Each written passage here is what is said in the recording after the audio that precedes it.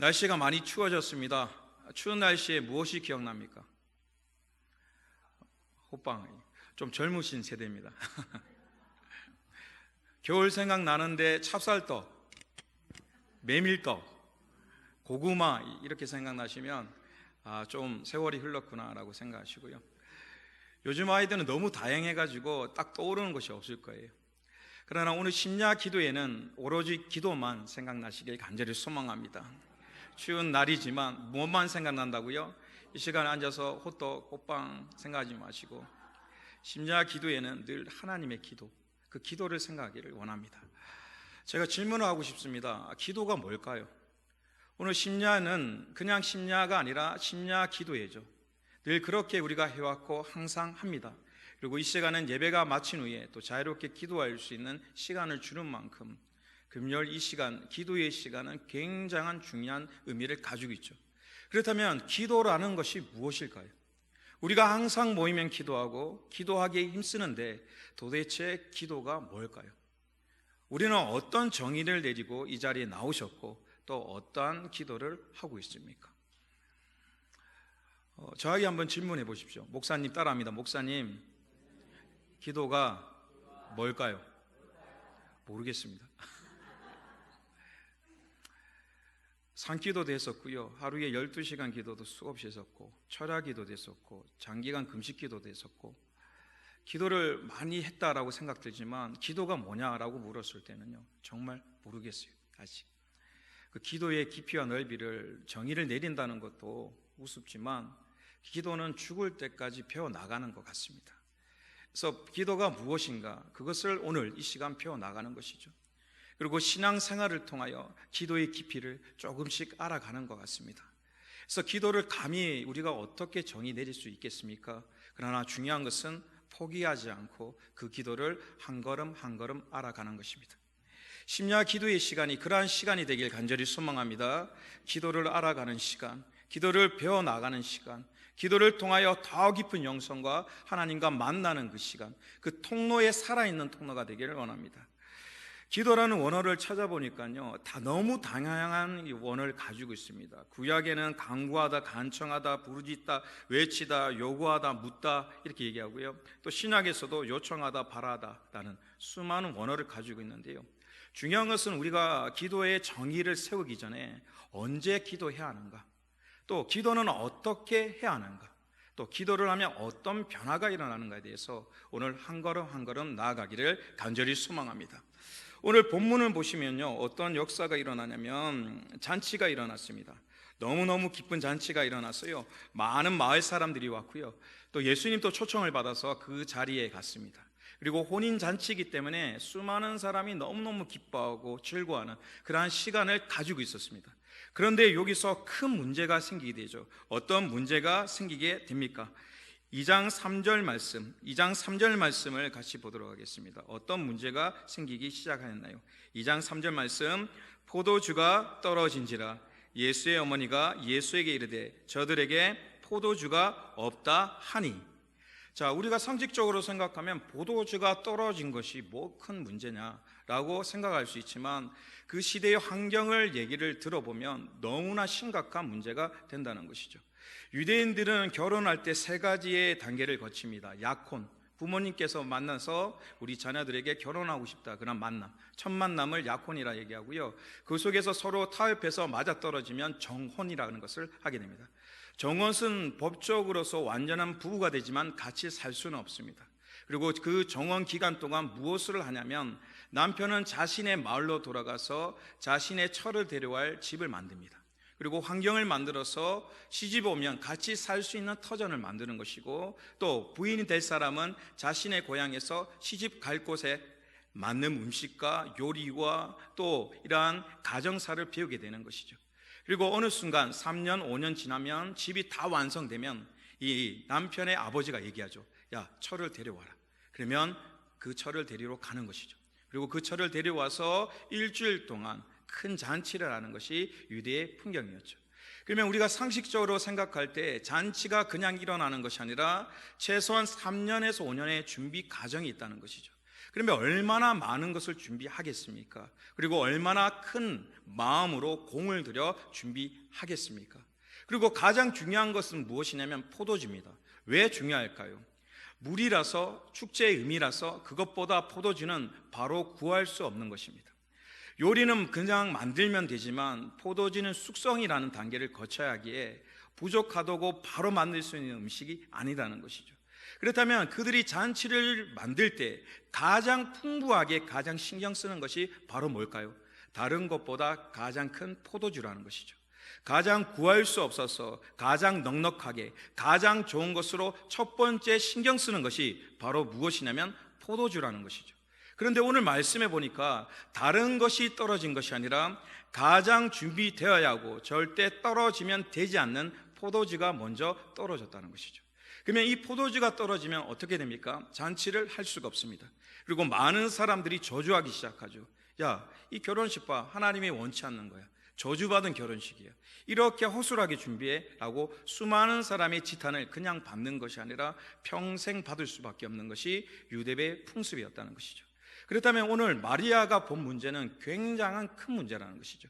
그냥 포도주가 없는 것이 아니라 이것을 없음을 통하여 잔치가 망가지고 더 나아가서 가정이 붕괴할 만큼의 큰 문제, 원치 않는 문제가 다가왔다는 것입니다. 오늘 우리 삶의 기도는 어떻게 해야 할까요? 언제 해야 할까요? 예기치 않는 고난과 어려움이 왔을 때 하나님께 나아가기를 간절히 소망합니다. 아무도 고난을 원치 않습니다. 그러나 인생을 살다 보면 절대 원치 않는 그 일을 당할 때가 있습니다. 전에 있는 교회 속에서 어떤 분이 건강을 되게 챙기는 분이 있었습니다. 산책도 많이 가고 또 먹는 것도 조심하고 그렇게 행복하게 잘 사셨는데 어느 순간에 오셔가지고 울면서 얘기를 하는 거죠. 암이라는 것이죠. 암. 유방암이 걸리셔가지고 어려움이 있다.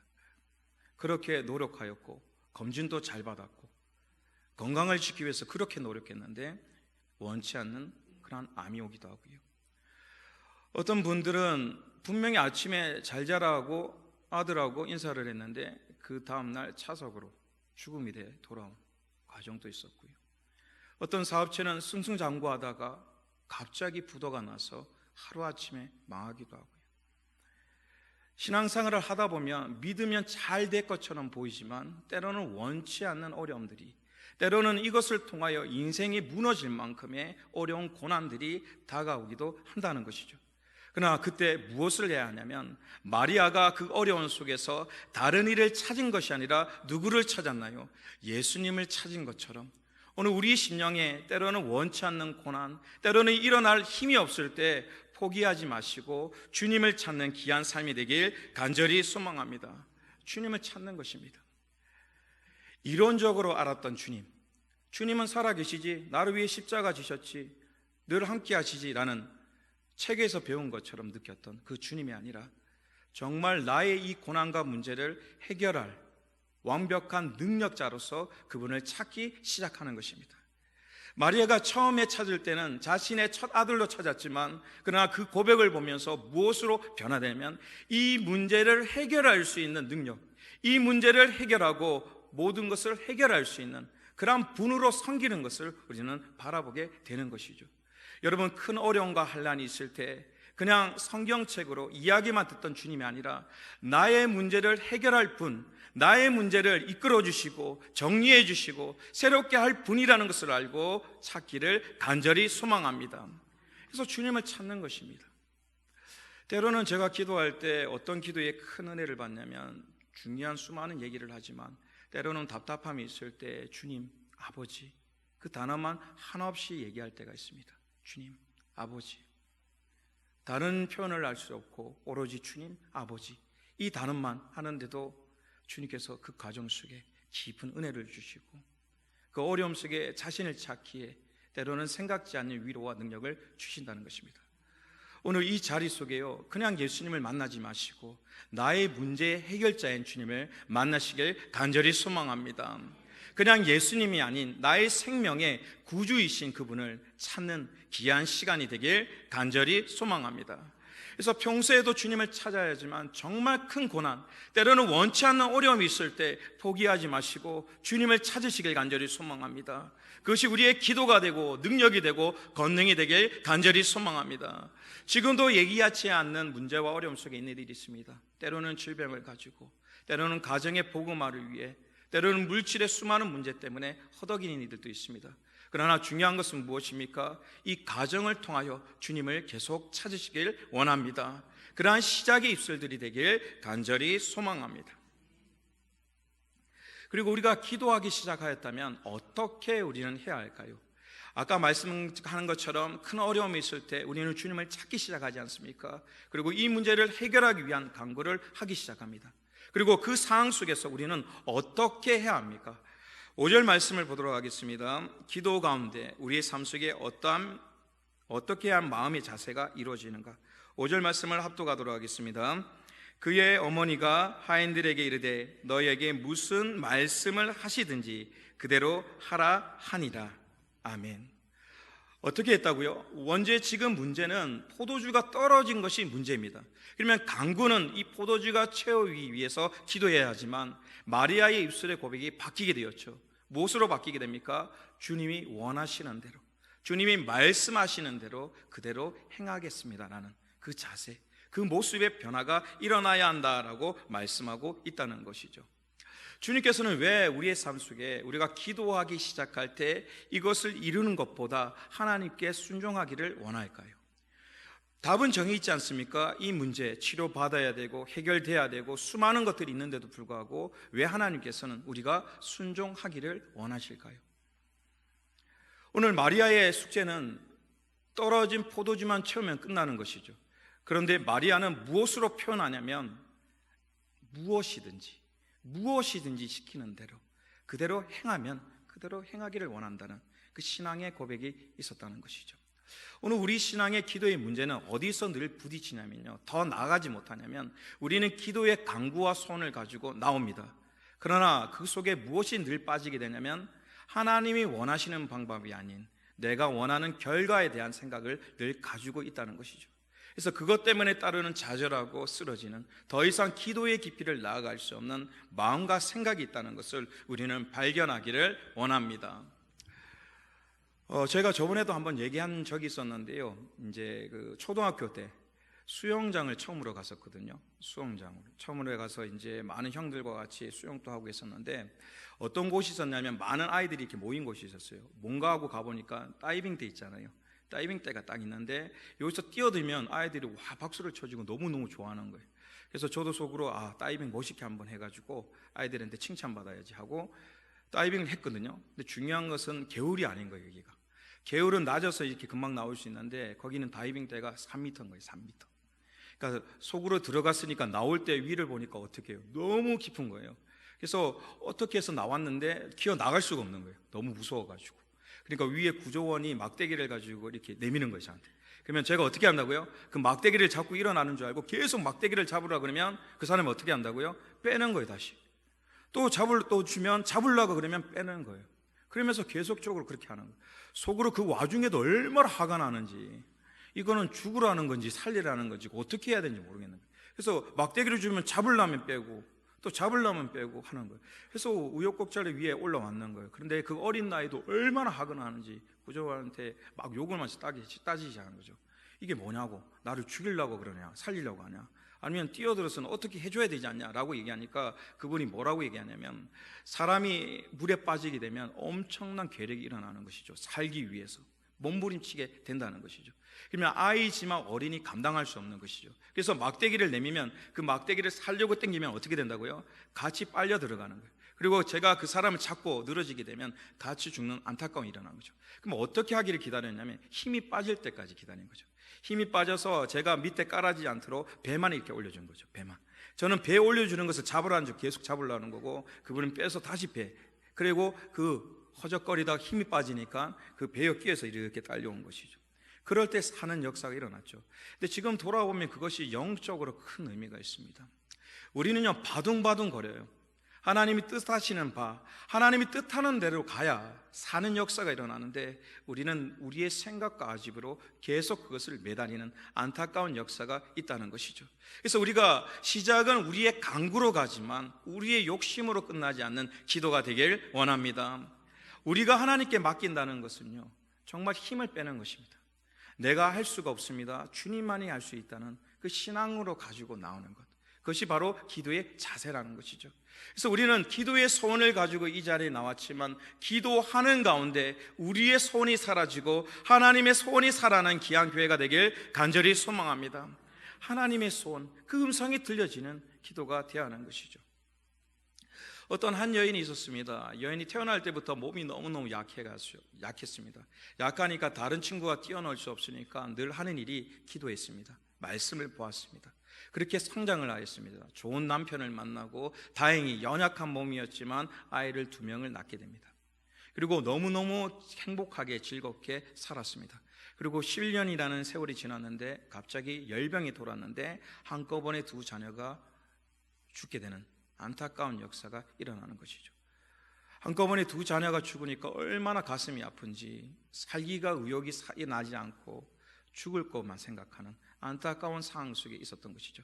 그때 남편이 다가와서 뭐라 얘기했냐면, 귀로만 듣던, 눈으로만 읽던 하나님이 아닌 이제 살아있는 하나님을 만나자. 우리가 다른 사람에게는 하나님 살아계셔, 위로하셔, 능력 주셔라고 얘기하면서 우리가 진정 어려움이 있을 때 하나님께 간구하지 않으면 그것이 참 신앙이겠는가라는 그 말을 듣고 그 여인이 힘을 내기 시작하죠. 그리고 시를 쓰기 시작합니다. 뭐라고 쓰기 시작합니까?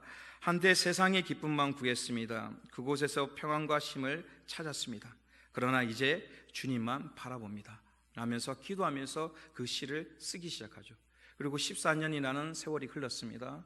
남편이 책상을 뒤지다가 그때 그 여인이 썼던, 자신의 아내가 썼던 기도를 보게 되죠. 그리고 그것을 통하여 새로운 힘을 얻게 되고 또 친한 작곡자에게 그것을 맡기게 됩니다. 그 찬양이 무엇입니까? 우리가 늘 부르던 찬송가 내 구주 예수를 더욱 사랑, 그 찬양이 그 속에 있는 것이죠. 이 여인은 그 어려움 속에서 왜 자녀가 죽어야 하는지, 또 그 가정 속에 슬픈 어려움이 있었지만 그러나 그 찬양을 통하여 수많은 선교사들이 때로는 순교를 당하며 그 찬양을 부르며 힘을 얻는 큰 통로와 능력이 되었다는 것을 기억하길 원합니다. 그 당시에 그 마음, 하나님의 뜻을 구하며 순종하였던 그 여인의 시를 하나님께서 이렇게 세우셔서 많은 이들에게 도전과 힘을 주는 귀한 역사가 일어났다는 것입니다. 오늘 우리 삶 속에 왜 주님께 모든 것을 맡겨야 합니까? 우리의 한계를 넘어서는 하나님의 능력과 권능이 있기 때문입니다. 그래서 기도의 간구를 가지고 나오셔서 간구하시되 하나님께 의탁할 수 있는, 하나님의 뜻을 다룰 수 있는 귀한 마음과 능력이 일어나길 간절히 소망합니다. 자, 그렇다면 오늘 우리가 필요한 것을 기도하였습니다. 정말 어려울 때 기도하였습니다. 그리고 태도가 어떻게 바뀌었냐면 하나님의 뜻대로 나아가기를 원합니다 라고 했을 때, 그러면 그 기도와 우리의 삶에 어떤 변화가 일어날까요? 오늘 말씀을 보도록 하겠습니다. 7절 말씀입니다. 기도할 때 어떤 변화가 일어납니까? 7절 말씀 합독하도록 하겠습니다. 예수께서 그들에게 이르시되 항아리에 물을 채우라 하신즉 아기까지 채우니. 6절 말씀 같이 합독하도록 하겠습니다. 6절 거기에 유대인의 정결 예식을 따라 2-3통 드는 돌 항아리 6이 놓연지라 라고 말씀하고 있습니다. 우리가 기도하면 어떤 변화가 일어나냐면 뭔가 달라지는 역사는 일어나지 않습니다. 오늘 말씀해 보니까 기도하고 주님 뜻대로 따르겠습니다 라고 했을 때 포도주가 되는 역사는 일어나지 않았습니다. 그런데 어떤 역사가 일어나냐면 따라합니다. 믿음이 생겼습니다. 믿음이 생기는 역사가 일어났죠. 자, 오늘 보면요, 규례를 따라, 유례를 따라, 예식을 따라 2-3통 드는 돌 항아리 6이 놓였는지라라고 말씀하고 있지 않습니까? 이 예식이라는 것은 무엇이냐면, 이제 성지순례를 가게 되면 입구 쪽에 저 가슴망에 한 큰 돌 항아리가 다 세워져 있습니다. 거기에 무엇이 채워지냐면 물이 채워져 있죠. 그러면 이것은 무엇이냐면요, 좋은 물은 가서 음식과 씻는 물 모든 것을 하지 않습니까? 그리고 맨 마지막 물이 되는 것이죠. 설거지하고 바로 버리기 전 물을 어디에 담냐면 그 돌 항아리에 담아 놓습니다. 그러면 다른 사람들이 입구에 집에 방문할 때 신발이 더럽기 때문에 그 물을 발에 씻는 못으로 씻는 것이죠. 그러니까 다른 말로 이 물은요, 좋은 물, 선한 물이 아니라 마지막 버릴 단계에 있는 물이 결례에 따른 돌 항아리라는 것이죠. 그리고 오늘 말씀에 보면 6 항아리라는 것은 무엇이냐면 그만큼 축제기에 많은 손님이 왔기에 그만한 물이 필요하다는 것이죠. 자, 그런데 중요한 것은 무엇이 떨어졌다고 말씀하셨죠? 포도주가 떨어졌죠. 포도주의 핵심은 물입니다. 물이 좋은 물을 써야지만 좋은 포도주가 나올 수 있는데 오늘 돌 항아리에 있는 물은 무슨 물이라고요? 발을 씻는 마지막에 정말 더러운 물이 남겨져 있다는 것이죠. 그런데 뭐라고 얘기하냐면 포도주가 떨어졌는데 그 포도주에 물을 담아라 라고 얘기하고 있습니다. 자, 어떻게 하냐면요, 여성교회가 오늘 이제 잔치를 한다 얘기를 한 거예요. 그죠? 그리고 막 잔치를 했는데 뭐가 떨어졌냐면 국이 떨어졌대요. 국이 메인인데 국이 떨어졌다는 거예요. 그리고 저를 찾아오는 거예요. 저를 찾아와서 뭐라 그러냐면 국이 떨어졌다고, 지금 이렇게 이 상황에서 어떻게 하면 좋겠냐고 라고 얘기했을 때 제가 뭐라 그러냐면 바가지를 들고 와라 얘기를 하는 거죠. 바가지를 챙겼죠. 그리고 제가 어디를 데려가냐면 화장실로 데려가는 거예요. 그리고 화장실로 데려가서 무슨 뭐를 떠라 그러냐면 변기통에 있죠. 물 이렇게 쌓이는 있잖아요. 그 물을 떠라고 얘기를 하는 거죠. 자, 그러면 몇 명이 아멘 하고 하실 건가요? 음식이 떨어져서 주 메인이 국인데 목사님 찾아가니까 목사님이 바가지 가져오라고 얘기를 하고 어디를 데려가냐면 화장실 변기에 있는 물을 떠서 그것을 끓여 먹자라고 얘기했을 때, 심지어는 제가 제일 사랑하고 믿고 저를 아는 집사람도 바로 뭐라 그러냐면 미쳤냐 이렇게 얘기할 거예요. 미쳤냐고, 이게 뭐 하는 짓이냐고, 돌았냐고, 지금 이럴 바야 주물을 하든 뭘 해야지 무슨 변기물을 떠가지고 어떻게 한다. 다 이것이 상식이지 않습니까? 그런데 오늘 본문이 그 본문인 거예요. 포도주를 만들어야 되는데 마지막에 쓰는 돌 항아리에 물을 떠서 채워야 된다라고 얘기를 하는 것이죠. 그런데 중요한 것은 아무도 그것에 돕는 사람이 토를 다지 않죠. 마리아도 거기에 대해서 왜 이렇게 합니까? 라고 얘기하지 않고요, 그 따르는 하인들조차 이것이 뭡니까? 라고 묻지 않고 묵묵히 그것을 하였다는 것이죠. 이 말은 무엇입니까? 하나님의 요청하고 내가 주님께 모든 것을 드리기로 작정할 때 생기는 것이 바로 무엇이냐면 따라합니다. 믿음입니다. 그래서 기도는 해야 하는 것입니다. 왜입니까? 믿음이 생기기 때문입니다. 할 수 없었지만 기도하는 가운데 믿음이 생기는 것입니다. 절대 풀 수 없고 포기할 수 없는 상태였지만 내가 기도하면 기도할수록 마음속에 할 수 있다, 순종하면 된다는 그 확신의 믿음이 점차 생기는 귀한 역사가 일어난다는 것을 기억하길 원합니다. 많은 분이 와서 기도의 응답을 어떻게 받습니까? 어떤 것이 하나님의 뜻인지 압니까? 라고 물었을 때 방법이 있습니다. 첫 번째는 무엇이냐면 무조건 말씀을 보셔야 합니다. 기도하는 것이 아니라 말씀을 통하여 그 응답을 발견하셔야 합니다. 그리고 중요한 것은 하나님의 응답은요, 오늘 기도했는데 이 마음을 주시고 내일 기도했는데 저 마음을 주시는 것이 아닙니다. 하나님 마음은 오늘 이 기도를 했다면 내일 똑같은 기도를 했을 때 더 굳은 확신과 믿음을 주는 것이 바로 하나님의 뜻이라는 것을 믿길 간절히 소망합니다. 그래서 우리가 포기하지 말고 기도해야 할 것, 이거는 세상이 포기해야 하고 나을 수 없고 해결할 수 없고 이룰 수 없는데 왜 기도해야 합니까?